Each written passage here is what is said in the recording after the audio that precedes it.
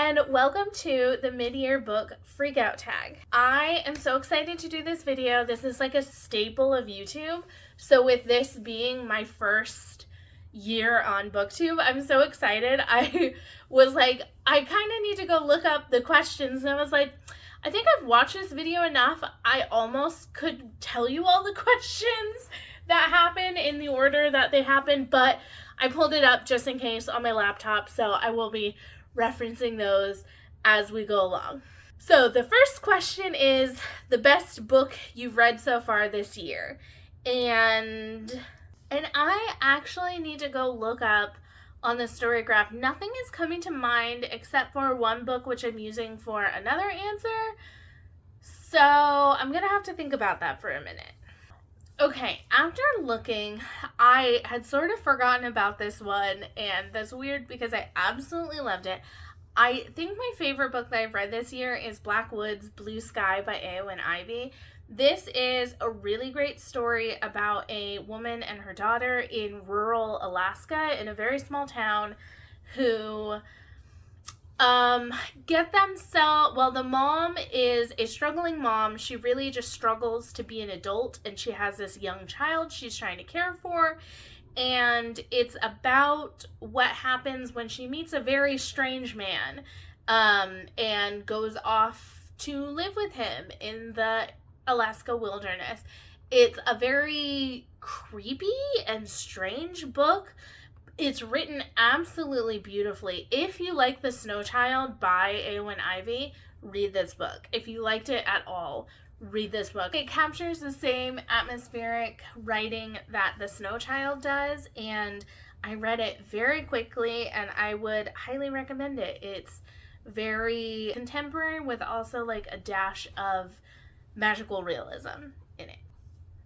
Okay, the best sequel I've read so far this year is Wind and Truth by Brandon Sanderson. This is definitely a highlight of the year for me. This book is the 5th book in the Stormlight Archive series. It caps off the first half of the series. There's going to be 10 books in it, and this was an extremely long book. It's like 1,300 pages, but I thought it had a really interesting and satisfying ending. There are so many things that I'm going to be chewing on while thinking about what's going to happen in the next installment, which will be here in quite a while. It's not going to be for probably another 4 years at least. So lots to think about, and I really enjoyed my reading experience with this. I know some people did not like it that much, but I found it to be very, very good and doing something that not a lot of other fantasy series are doing with this building on this big universe, and I really had a good time with it. A new release that I haven't read yet, but I want to.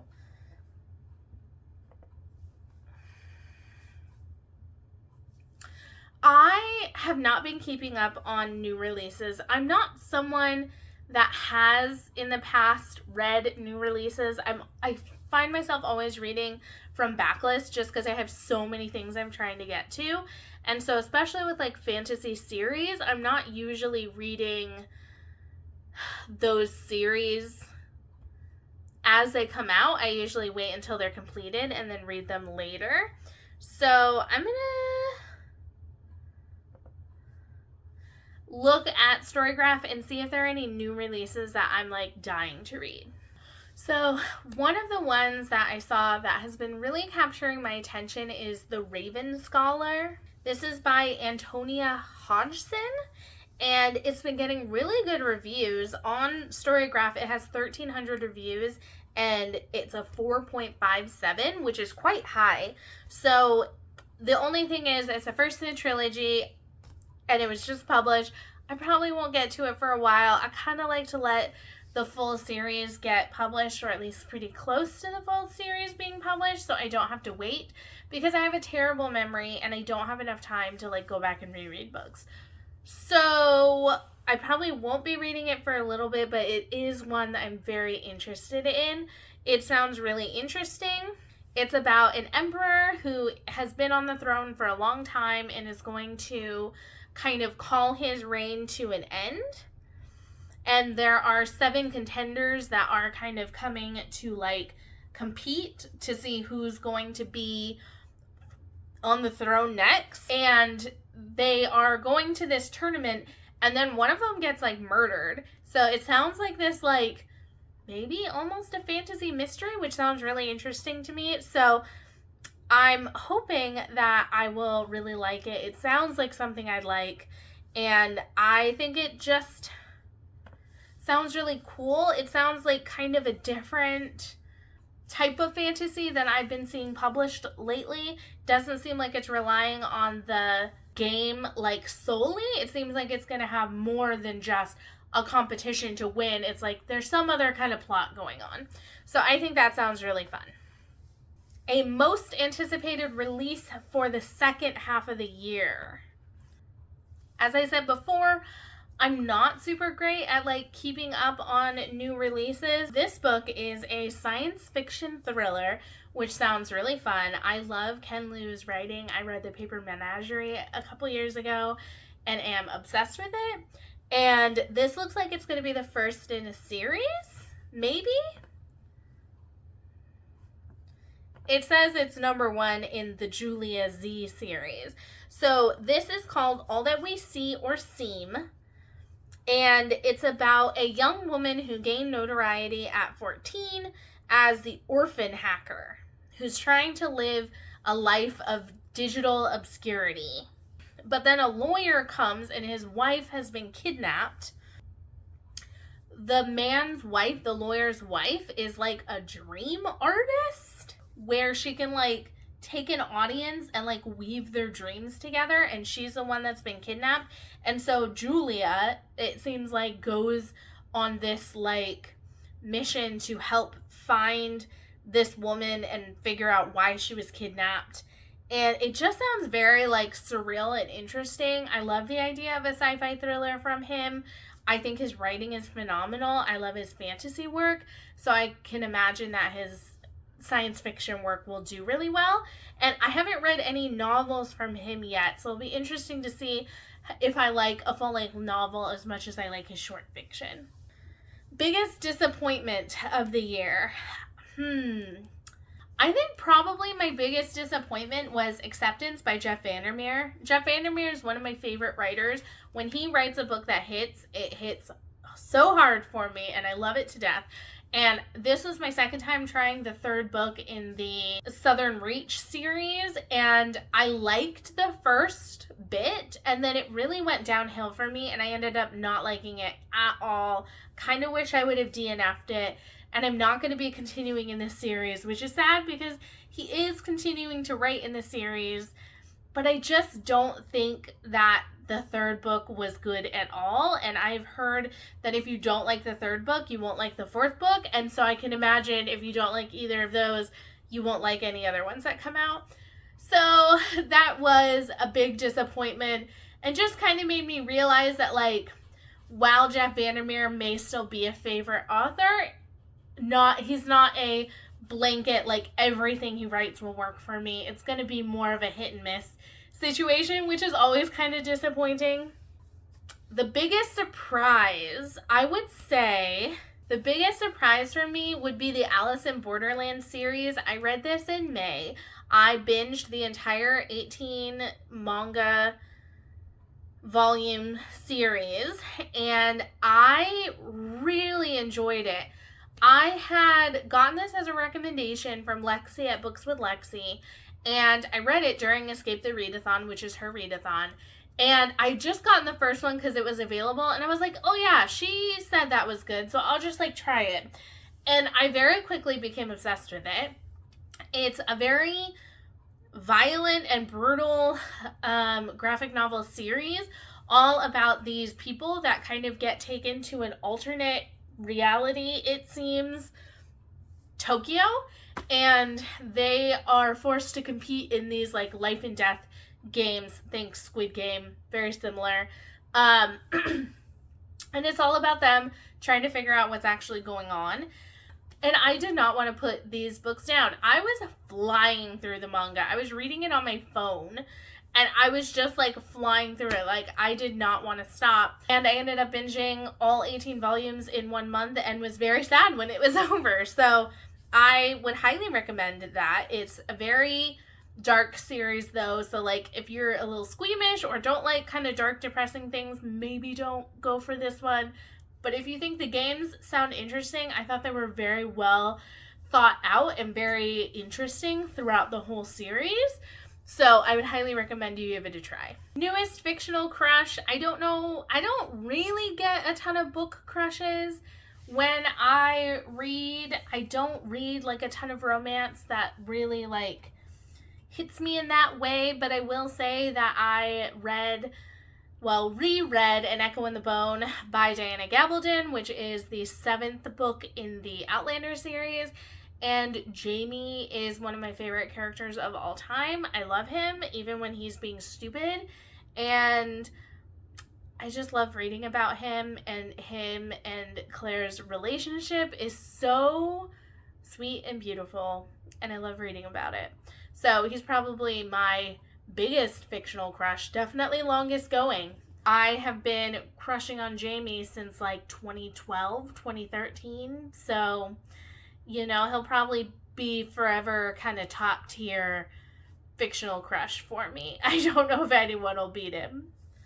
Newest favorite character. I don't get like super attached to characters when I read, so this is like kind of hard. So I'm going to pull from a book that I'm reading currently. That's Insomnia by Stephen King. The main character, Ralph Roberts, is like an old man. And he's a very sweet old man, and I love him to pieces. And I really worry for him because it's a Stephen King novel. I don't know what's going to happen, and some weird stuff is already happening. But he's a very sweet, gentle old man, and I really love him. And until like this question came up, I hadn't really thought about how much I cared for him, but I really do. I find him very endearing, and I really like reading from his point of view. So that would probably be my pick for favorite character, even though I don't get that attached to characters when I'm reading, except for maybe like in Stormlight, but I've been reading that for like a year already, so I didn't feel like it was like that new. Like, I love Dalinar and Yasna and Adolin and Kaladin, and so like I love a lot of Stormlight characters, so I felt like that was a given. This one is just one I thought of just now that I was like, yeah, that feels right. A book that made you cry. I don't think An Echo in the Bone made me cry, which maybe because it was on a reread. Most of those books that have made me cry in the past. I cried while rewatching the show many times, even though I knew characters would be okay because I had read the books further on, and I'd be like, I know you're okay, but I'm still sobbing that you're in danger right now. Probably Wind and Truth. I cried very hard at multiple times in that book. The ending was very difficult for me, and it was very hard to read, and I was very sad, and I'm pretty sure there were times I was crying and yelling no at the book. I know that's happened in the Stormlight Archive before, and there was a moment that I remember was just awful, like awful in Wind and Truth. So that was probably my book that made me cry. For a book that made me happy, I'm going to say the final book in the Tokyo Terroraba Girls manga series. I really enjoy these books, and they're so sweet. It's about this group of friends kind of trying to figure out what they're going to do with life, and they're in their 30s and they're unmarried and they feel bad about themselves because of that. And the whole series is about them as friends and learning their own worth and value as people apart from men. And I really loved the way it ended. It was kind of perfect for what I wanted it to be, and it was very sweet. And every time I read those books, I was laughing and also wanting to yell at them, but also very happy at the end when they kind of got the ending that was needed for them. The most beautiful book I bought this year. I have not bought a lot of books this year. And I'm trying to think if any of them are like particularly beautiful. I've bought a lot of like secondhand copies that aren't necessarily like super beautiful. I don't think anything is coming to mind for this one. I would say Wind and Truth, but I bought that last year. Maybe The City of Bones by Martha Wells. This is a book that I bought this year. It's not like the most beautiful, but I do like a good like fantasy city cover. And I am eager to read this book. I'm very interested in it. And while I don't think the cover is like, wow, so beautiful, it's probably the most beautiful I bought this year. What books do I need to read by the end of the year? Well, I need to finish all the series that I started before 2024 or before 2025. So Shift and Dust by Hugh Howey. I also have the next 2 books in the Outlander series that I need to finish. That will be wrapping up most of the ones I started previous to 2025. I have shelves full of books. I want to read the books I own. One that I really want to read is The Sunlit Man. I'm hoping to read this during Wonderthon if I can. This is the last of the Secret Project books and one of my last Sanderson books I need to read to be like fully caught up. In the I might be caught up in the Cosmere, but just caught up with his stuff in general. I need to read The Rhythmatist. But I would really like to get to this one. I'm also really hoping to get to the My Heart is a Chainsaw trilogy because I'm just kind of in the mood for maybe like a summer horror. So maybe I want to read that sooner rather than later. So I have lots of things that I want to read and lots of things that I want to get to that I'm sure I will. Everything.